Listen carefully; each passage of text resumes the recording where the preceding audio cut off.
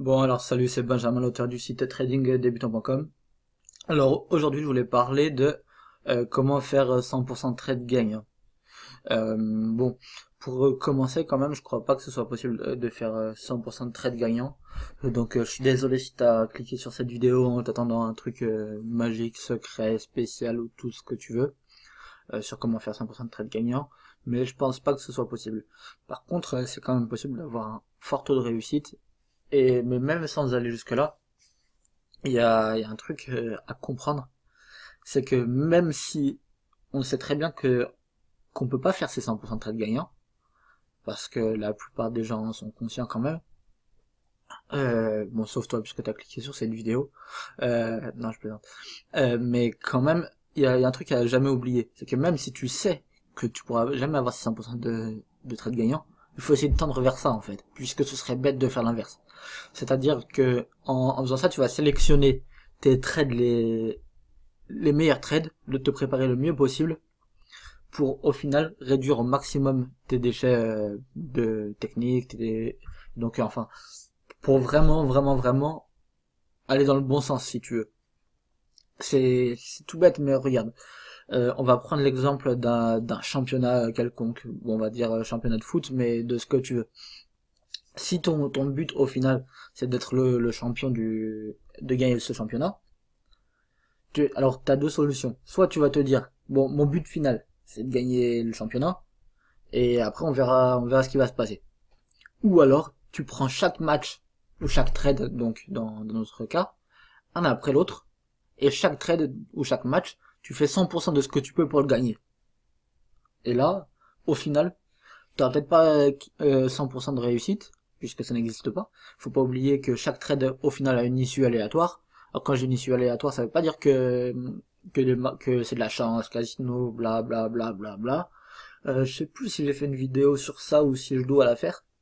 Mais bref, ce que je veux dire, c'est que, oui, on va prendre un exemple tout bête, mais toi tu vas acheter maintenant, et demain il se passe un truc qui fait complètement chuter les cours, hein. C'était pas prévu et tout, je sais pas, il y a un tremblement de terre, un tsunami, ce que tu veux, il y a un mec d'un hedge fund qui vend en masse, en masse, en masse, t'avais tout préparé, tout était bon, tous les critères étaient là, et au final, ça s'est pas passé parce qu'il y a eu un événement en fait que tu pouvais pas prévoir, et au final ton trade, bah, il a été perdant.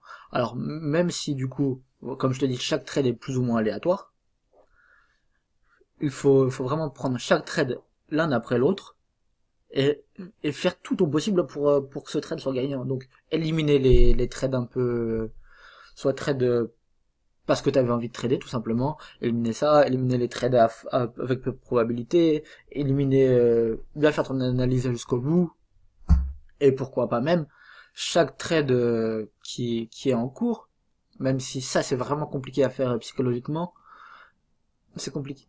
Enfin bref, c'est compliqué parce que chaque trade que tu vas faire, une fois que t'es dedans, t'es plus vraiment rationnel. Mais vraiment faire tout ton possible pour éviter de perdre de l'argent sur chaque trade. Et même si au final, on s'en fiche totalement d'avoir un 100% de trade gagnant ou pas, puisque l'important c'est tes résultats au final, donc de gagner de l'argent. Donc, même si on n'est pas dans le 100% de trade gagnant, réduire au maximum tes pertes. Donc, à partir du moment où, même si ton stop il est pas encore touché, mais que ça y est, ton idée elle est invalidée pour telle ou telle raison, bah ça y est, tu coupes et t'acceptes ta perte. Mais le fait de diminuer ta perte, ça va augmenter enfin, indirectement tes futurs gains. Puisque enfin, chaque perte vient taper dans tes gains, etc., etc. Mais donc, au final, même si on peut pas vraiment avoir ces 100% de trade gagnant, bah, il faut vraiment prendre chaque trade individuellement, je pense. Enfin, moi, c'est comme ça que je fais et c'est comme ça que j'arrive à m'améliorer. Vraiment prendre chaque trade individuellement et essayer de le gérer chaque trade au mieux. C'est-à-dire, faut pas se dire, ouais, bon, c'est pas grave, de toute façon, celui-là, il est un peu pourri, mais le prochain, il va le rattraper. Non! Le prochain, il va pas le rattraper. Parce que la bêtise que tu fais là, si t'arrives ne serait-ce que la diviser par deux, c'est-à-dire, je sais pas, tu risques 50 euros sur un trade, si au final tu coupes à 25 parce que tu sais que ton trade il est bidon en fait, bah le prochain trade où tu vas gagner 100 euros, si on cumule les deux, bah t'auras gagné 75 euros, 100 moins 25, Alors que si tu aurais laissé courir ton trade précédent jusqu'au bout, t'aurais perdu 50 euros, donc 100 moins 50, t'aurais gagné 50 euros.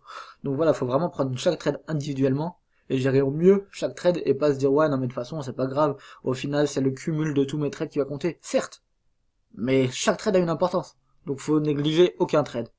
Donc à partir de là, même si tu peux pas avoir 100% de trades gagnants, faut essayer de tendre le plus possible vers ça de base, sans même parler de tendre vers ça le plus possible, il faut aussi essayer de réduire au maximum la perte de chacun de tes trades et donc de laisser au maximum les gains de chaque trade aussi. Et voilà. Donc j'espère que tu as aimé cette vidéo. Je pense que tout le monde ne sera pas d'accord avec ça. Donc si tu as un contre-avis ou si tu veux commencer à discuter de manière ouverte dans les commentaires, je suis là pour te répondre. Passe de bons trades, fais vraiment ton maximum sur chaque trade et je te dis à la prochaine.